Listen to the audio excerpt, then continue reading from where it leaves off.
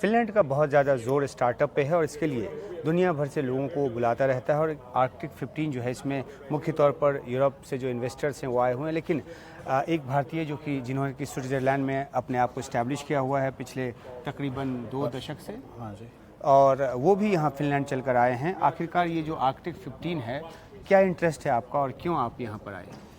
मैं आया हूँ यहाँ पर थोड़ी बैकग्राउंड स्विट्ज़रलैंड में रहा हूँ। अपना वेंचर कैपिटल फंड अपना ही है और लक्समबर्ग में डोमिसाइल है, क्योंकि स्विट्ज़रलैंड ईयू में नहीं है। It's not a member of the EU 27। Luxembourg domicile बड़ी इजी, आराम से आसानी से रजिस्ट्रेशन हो जाती है। It's very user friendly. Finland in some ways काफ़ी सिमिलर है स्विट्ज़रलैंड से। Clean country, very good governance और हैप्पीस्ट कंट्री। जो इनका एजुकेशन सिस्टम है स्विट्ज़रलैंड से कंपेरेबल है। Always rank number 1, number 2 top countries में।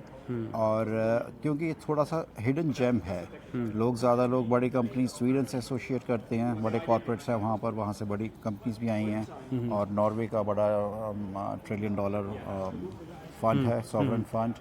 और बाकी बड़ी इकोनॉमीज जर्मनी, फ्रांस, इटली, ये सब तो हैं ही। पर विद इन ईयू ये it is a hidden gem really. और they are really welcoming. We were hosted by the city of Helsinki. Today morning we met the mayor of Helsinki has hosted अस।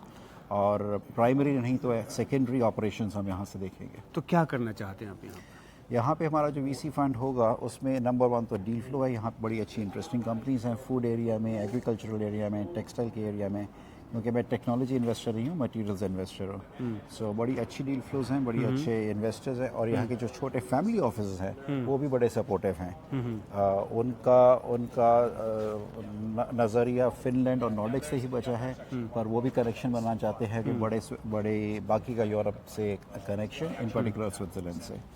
तो या primary तो हमारा operation Luxembourg से ही, domicile से ही चलेगा, पर यहाँ पे हम अपना सेकेंडरी ऑपरेशन सेटअप कर सकते हैं। आखिरी सवाल कि अब भारतीयों के लिए क्या स्कोप देखते हैं, जो दुनिया के अलग अलग हिस्सों में है या फिर भारत में है? स्टार्टअप के लिए उनका क्या यहाँ पे स्कोप बनता है? क्योंकि अब 20 साल तक, पिछले 20-25 साल देखिए जितना टेक्नोलॉजी डेवलप हुआ है। फिर एक टाइम था, जैसे आज आप एप्पल और माइक्रोसॉफ्ट की बात करते हैं, एक टाइम था पूरा mobile technology was Nokia. So half of this country was really in the Nokia's market capitalization, उतना था। पर उसके इकोसिस्टम से और भी कई स्टार्टअप्स बनी हैं। फिर एंग्री बर्ड्स बना है और कई टेक्नोलॉजी स्टार्टअप्स बनी। और नोकिया का अपना मोबाइल का बिजनेस माइक्रोसॉफ्ट के पास है। पर उस कारण, एक बड़े कॉर्पोरेट के होने के कारण, टेक्नोलॉजी में बहुत इंटरेस्ट बन गया है यहाँ पर। अच्छा, या तो वो एक ऐसा एरिया है जिसमें बहुत ज़्यादा पोटेंशियल है और बहुत सारे लोगों के लिए यहाँ पे अपॉर्चुनिटी हो सकती है। हाँ, और एक बैरियर पहले रहा है कि इंडिया से लोग हमेशा यूएस या यूके इंग्लिश लैंग्वेज के कारण देखते हैं। बट अब इंक्रीजिंगली मैं देख रहा हूँ कई लोग स्टूडेंट्स की तरह आते हैं। एंड यहाँ की education system is practically free. University की जो रैंकिंग्स हैं बहुत अच्छी हैं, यूनिवर्सिटी ऑफ हेलसिंकी की, बाकी नॉर्डिक्स की भी, जर्मनी की भी। तो people are now going beyond that language barrier. Finnish कोई ईजी लैंग्वेज नहीं है सीखने के लिए, पर मैं काफ़ी लोगों को मिला हूँ जिन्होंने अडॉप्ट किया है। और इनकी सेकेंड लैंग्वेज भी स्वीडन है। ये ज़्यादा लोगों को पता नहीं, क्योंकि स्वीडन भी is also an official language.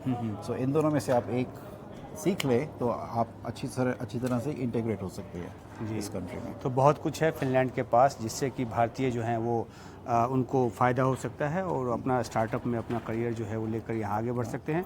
और इन्वेस्टर्स के लिए तो मौके हैं ही। हाँ, टैलेंट पूल है, क्लीन गवर्नेंस है, very clean country, very safe country, which we can not say कई कंट्रीज़ के बारे में, स्पेशली अगर आप फैमिलीज होती है, छोटे बच्चे होते हैं। It's one of the safest countries in the world.